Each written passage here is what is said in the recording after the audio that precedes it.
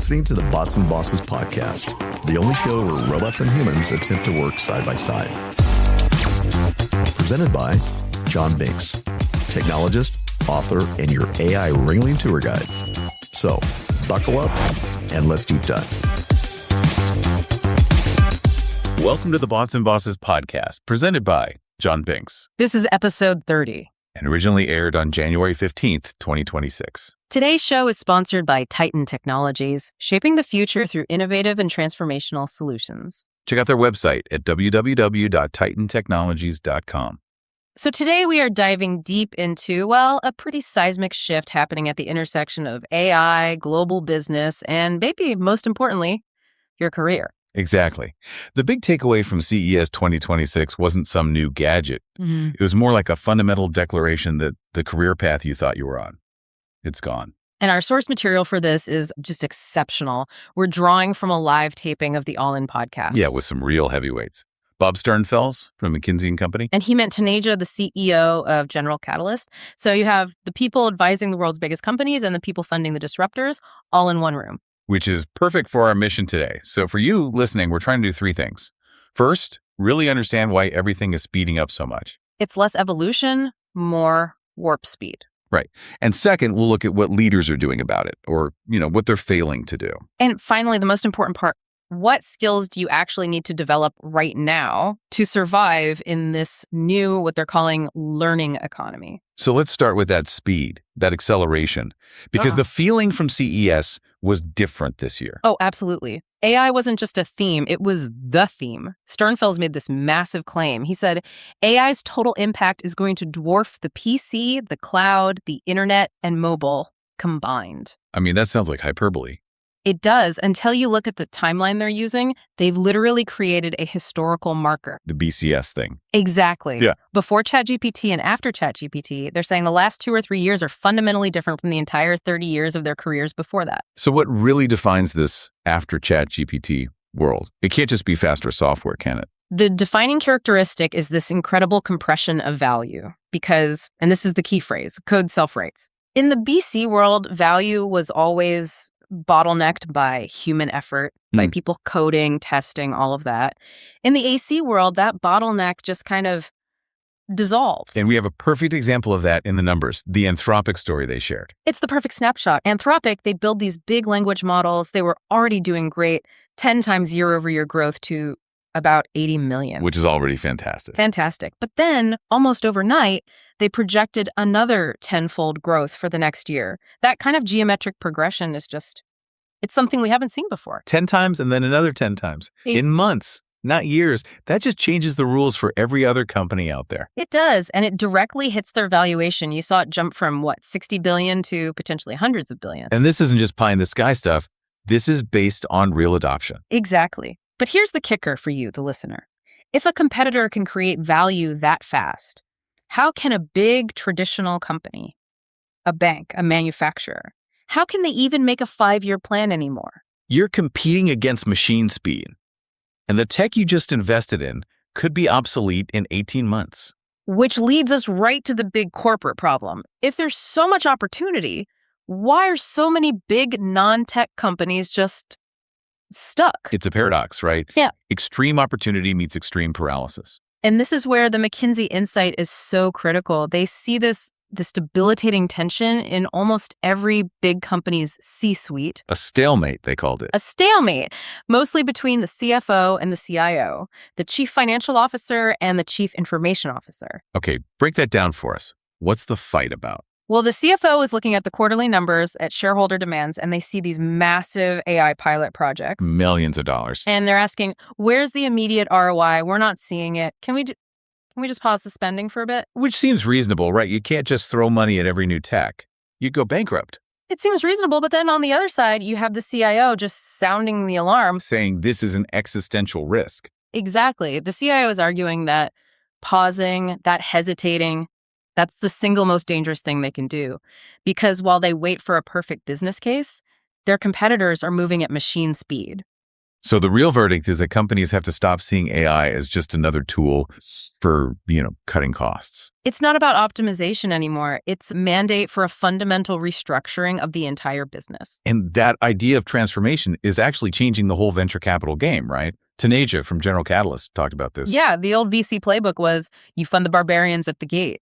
You fund the startups that are going to destroy the slow incumbents. But now they're buying the castles themselves. It's a fascinating strategy. They're acquiring these struggling incumbent businesses and using them as like real world labs for their startups. So they bought a nonprofit health system in Akron, Ohio, not a tech company. Exactly. And they didn't buy it to just slash costs and sell it for parts like traditional private equity might.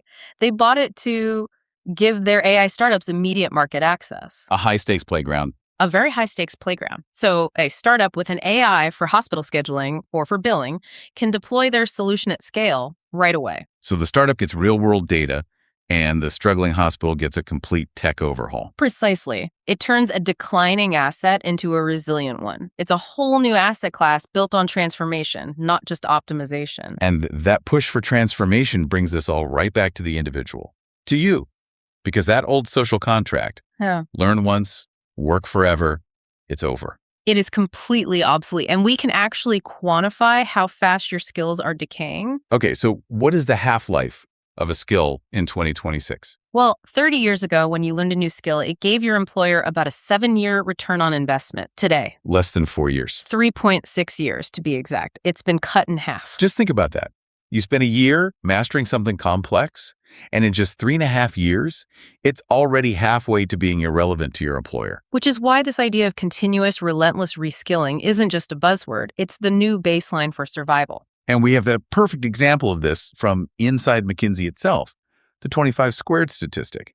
Yeah, this really shows how the nature of work is changing, even as the company grows. So what does 25 squared actually mean? Okay, so they are simultaneously growing their team of client-facing consultants by 25%, a huge, unprecedented number of new hires. The people solving the hard problems. Right. But at the same time, they are shrinking their back office, their non-client-facing staff, by 25%. And that's where the AI comes in. They said it saved them 1.5 million hours just last year on things like search and synthesis. 1.5 million hours. So those human hours are being moved up the stack. If your job can be written down in a manual, it's probably moving to a bot. Which means the human has to move towards the things the AI can't do. Exactly. AI models are fundamentally inference models. They predict the next most likely thing. They don't have values or intent. No inherent sense of right or wrong. None. And that leaves 3 uniquely human skills that are now at a premium. Let's lay them out. What's the first one? First is aspiration and leadership. AI can tell you how to get somewhere, but it can't tell you where to go. It can't set the vision. The difference between optimize this supply chain and we're going to Mars. That's it. Second is human judgment. Since the AI has no moral compass, a human has to set the ethical, legal, and value-based boundaries for it. You have to decide if the AI's answer is actually the right answer for your company and for society. And third is true creativity, what they called orthogonal thinking. Thinking sideways. Yeah. AI predicts the next most likely step. True creativity is about introducing a step that isn't likely at all. It's about connecting dots in a way no one has before. So if you're a professional listening to this, your focus has to shift completely away from procedural tasks. And towards these origination skills, asking the right questions, defining the problem, managing people, you have to start adopting what they call an agent-first workflow. Meaning you need to learn how to conduct your own little orchestra of digital agents. Exactly. You command them to do the procedural stuff instantly, which frees you up to focus on those 3 irreplaceable human skills. That's the new job. If you are enjoying our show, please click like and follow our show. And remember to tell your friends about our show. Okay, let's pivot a little bit. We were talking about, cerebral AI software, but a huge theme at CES was physical AI. Self-driving for sure. But that's really the gateway to the next massive wave, which is robotics. And the self-driving race is really a global one. It kind of highlights this competition between the West and China. It really does. You have the Western tech, Stack, Waymo, Neuro, Tesla, which is amazing on innovation. But then you have the Chinese Stack BYD, Pony AI, which is just incredibly cost-effective and penetrating markets everywhere. So it's innovation versus manufacturing cost. That's the global battleground. And that leads directly to the next imperative. humanoid robotics. The experts there felt this could be hitting mass deployment as early as 2027. And why is the push for robotics so urgent right now for the US and Europe? It's all about two things: supply chain resilience and, frankly, catastrophic demographics. We just don't have the people. We don't. They said it a CEO of a huge manufacturer who has 50,000 unfilled manufacturing jobs in the US right now. Wow. Jobs that people either don't want or aren't available to fill. Exactly. And the demographic crunch in places like Germany and Korea is even worse. So without robotics, we simply cannot build resilient supply chains here in the West. It's a matter of industrial survival. So where are we in that global race? Not great. Right now, Korea leads with a ratio of 1 robot for every 10 human workers. Germany and China are next. The US is a distant third. We have to close that gap. So what's the bottleneck? Right. If we can roll out software AI so fast, why can't we just flood factories with robots? It comes down to infrastructure. Unlike software, which has the cloud to diffuse it everywhere instantly, robotics doesn't have a standardized hardware API. So every robot deployment is kind of a custom one-off engineering project. It often is, yeah.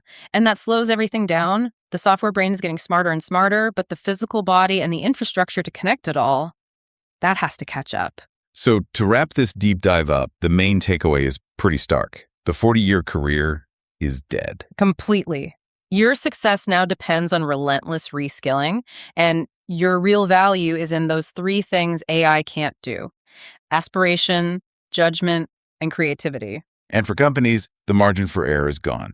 They have to transform or they will decline. Which brings us to that final provocative thought.